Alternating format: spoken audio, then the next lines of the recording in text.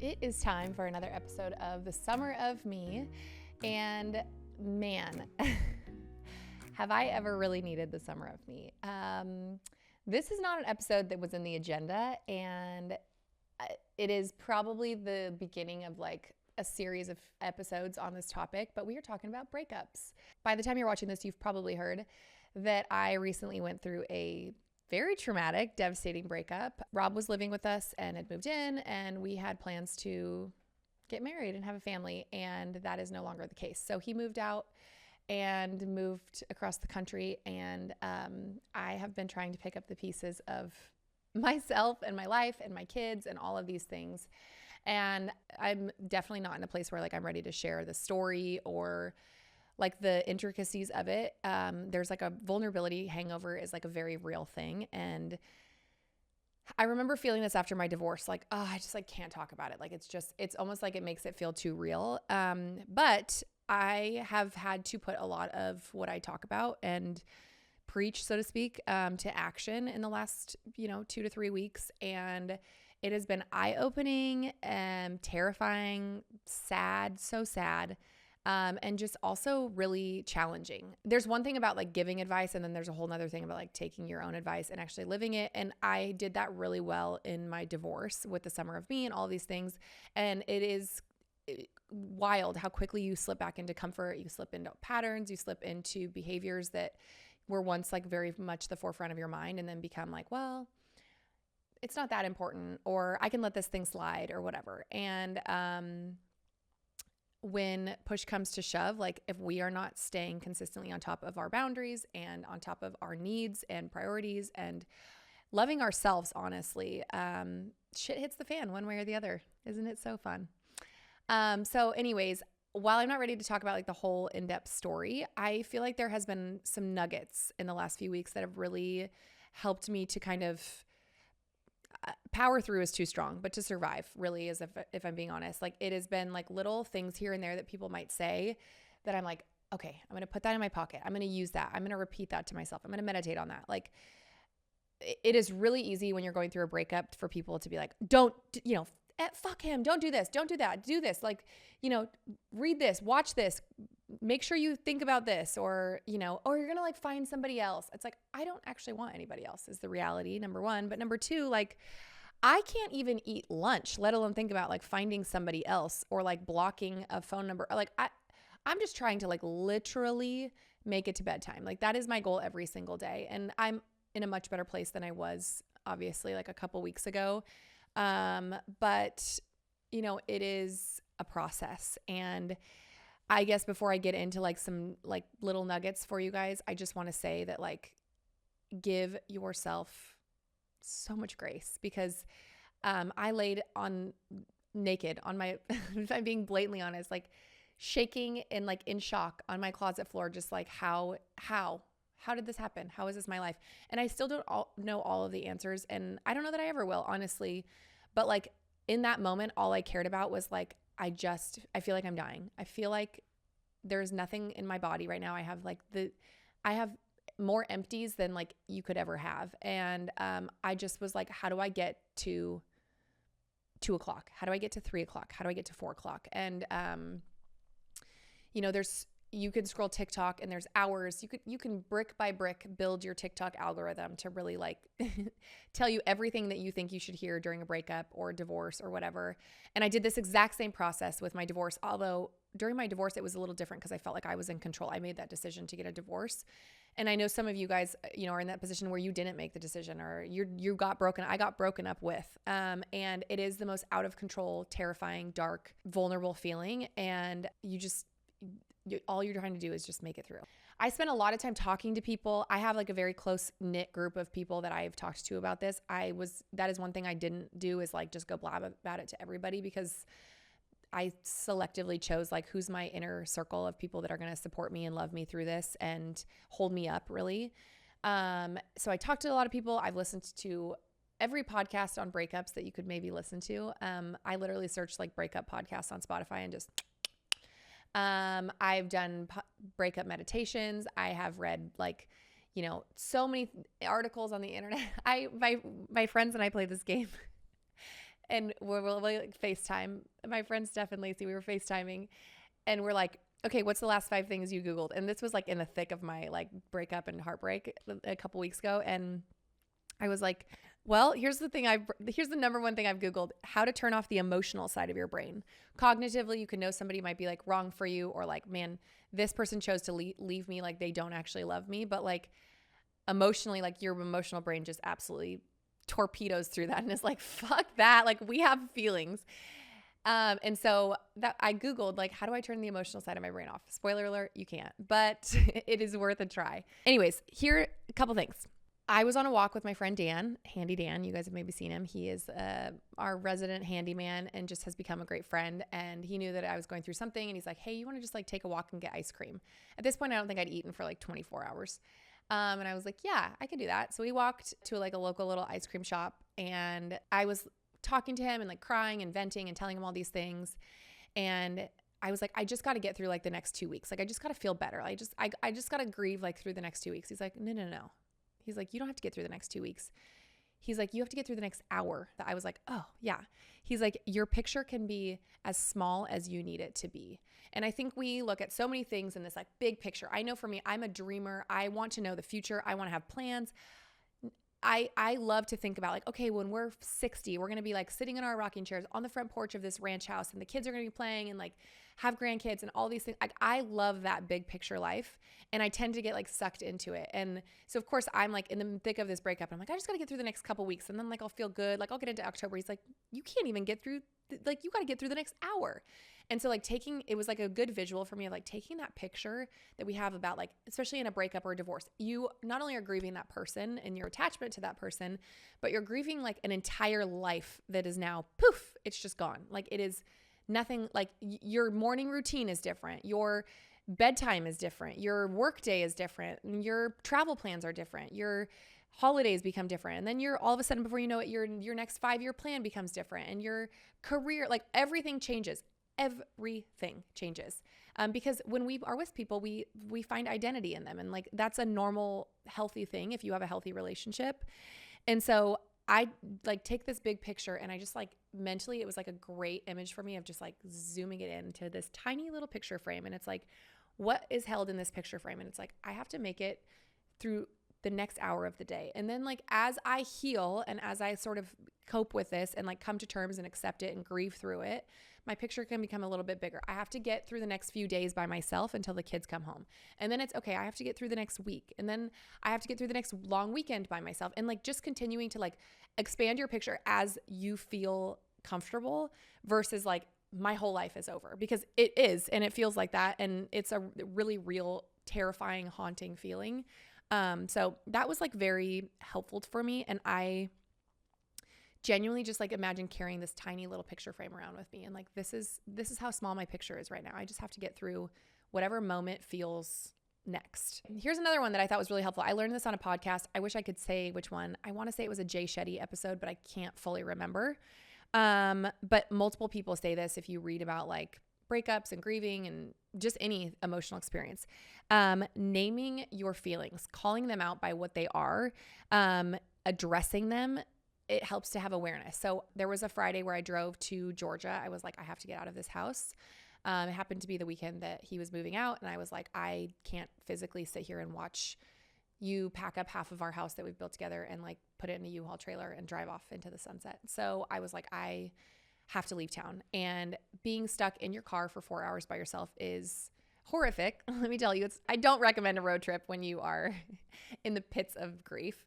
But it was like it was the only place I had to go. I just was like, I have to get out of town. I have to be with a friend. I have to do something.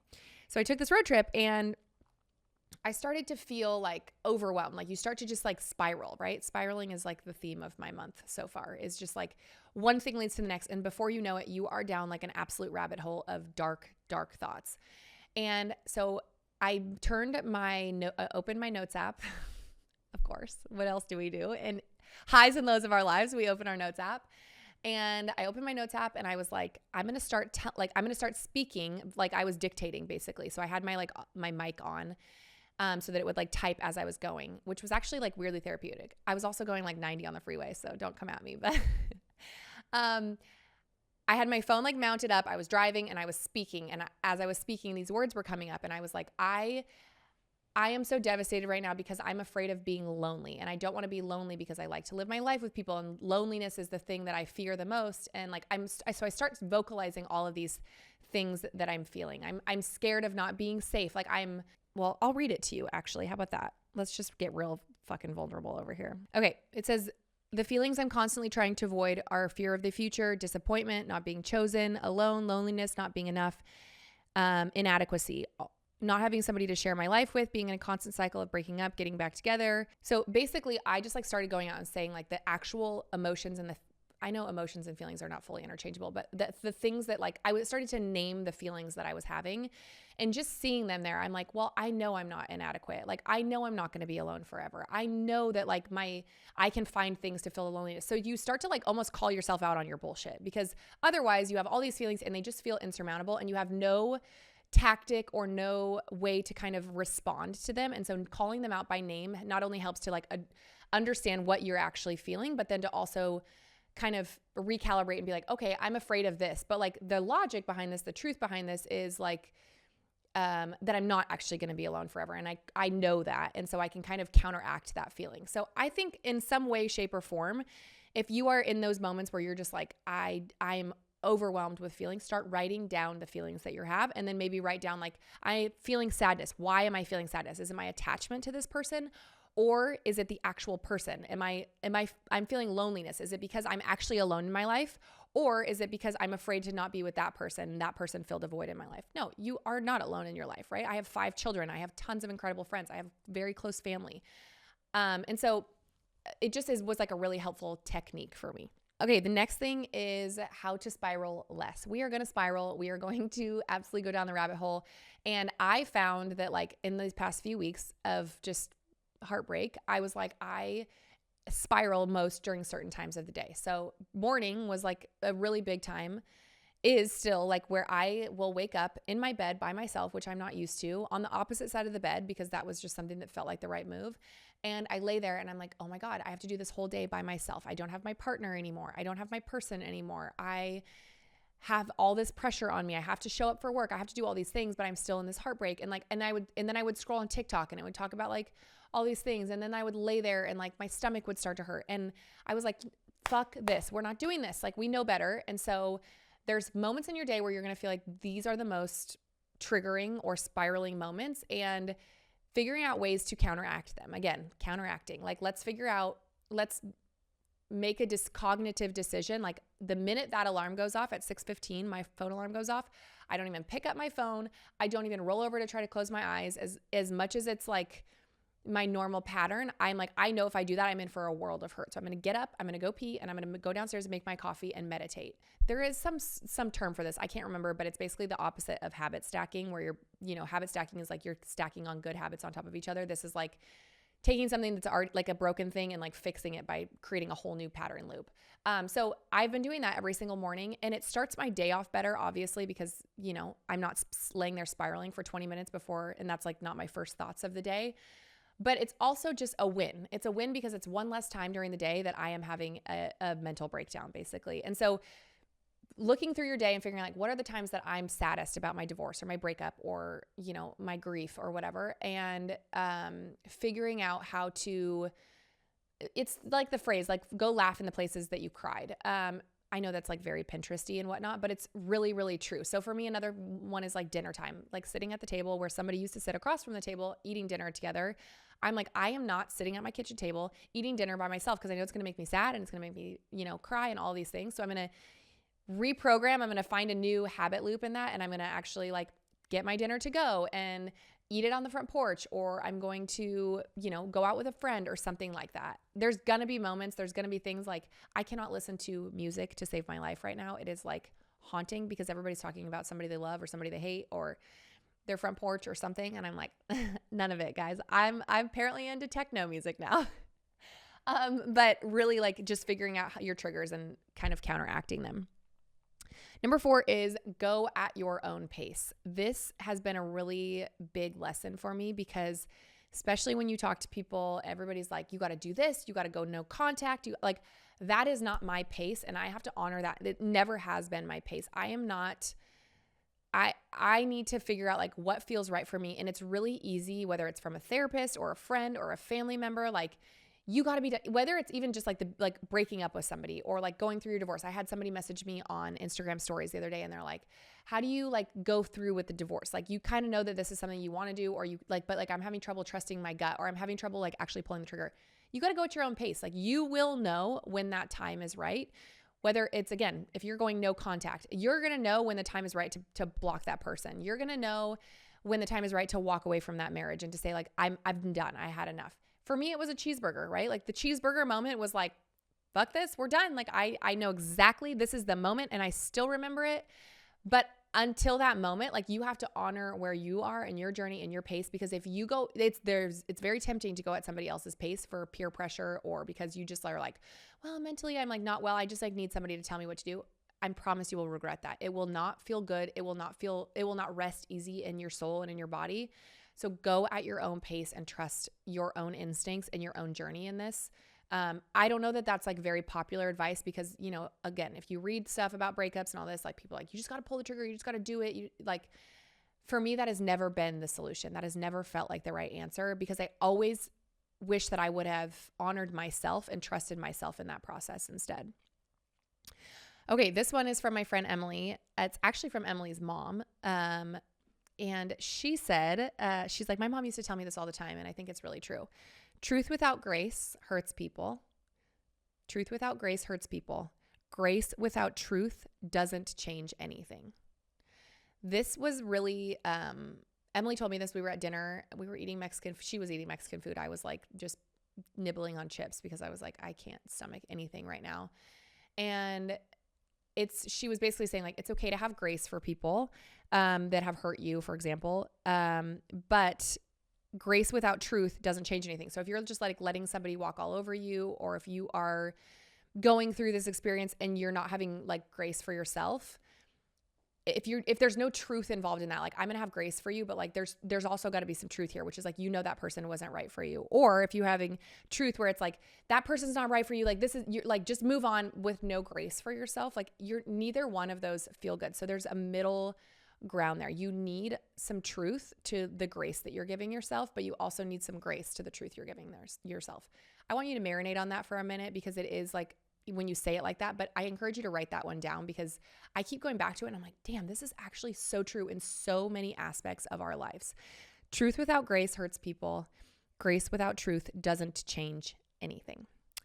And here is the last one. And this comes from my therapist. And this was very eye-opening in any relationship, whether it's a friendship, a family relationship, a marriage. She said, you are fighting for something that you're fighting for alone. So she's like, think about if you're in a bullying match, or if you're in like a boxing match or something, and you are up there and you've got your gloves up and you're just like, attacking, doing all these things. Like, I'm fighting for this relationship. I want to go to therapy. I want to do all these things. I want to fix this. It's clearly like we have an issue. We have this, like, and you're fighting for it. And there's nobody on the other side.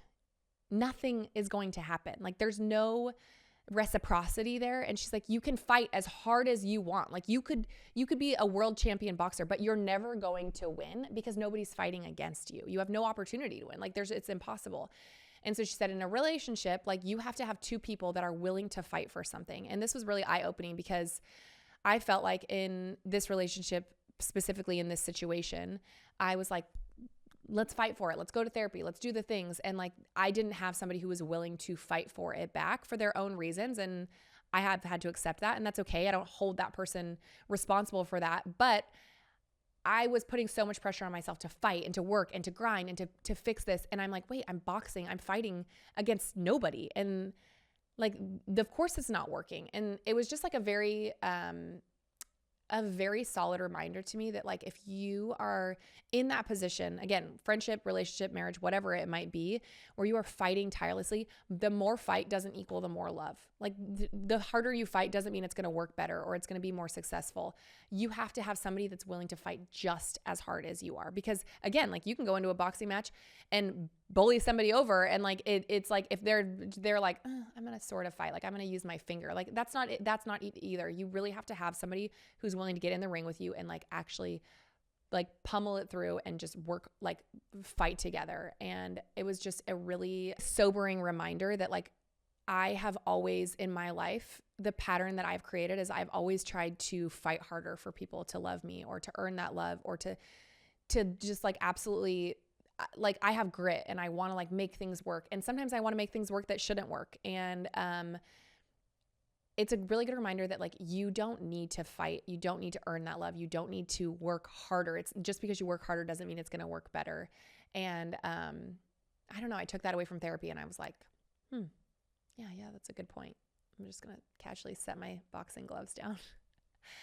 So anyways, those are a few things that have got me through, along with White Cheddar Cheez-Its, Emily in Paris season 4. Praise God, the timing on Netflix was just stellar with that one. And lots of FaceTime with my friends. Honestly, if you have friends around you, if you're going through something like this, lean into those people that you know are going to stand by you and love you and care for you. My mom has been on speed dial, and if you don't have a dog, get a dog, because they are also the best therapy of all time. So that's it. Like I said, we may talk about this more. I haven't really decided how like in depth I want to get about it. I've obviously talked a little bit about it online, but it was not in my 2024 bingo card. I'm not going to lie. And so I'm navigating that with myself, with my kids who are very close to this person, and just kind of trying to come to terms with like what is a new normal. But I think with anything, like there's lessons to be learned and there's growth to be had on my behalf, certainly. And, I know that like one day I'll look back at this experience and be like, that was for this. So anyways, thanks for listening. Thanks for listening to The Summer of Me. You can listen to episodes on Spotify, Apple, or wherever you listen to podcasts, or you can watch on YouTube. Come hang out and follow my chaos on Instagram @KendraForNow. See you next time.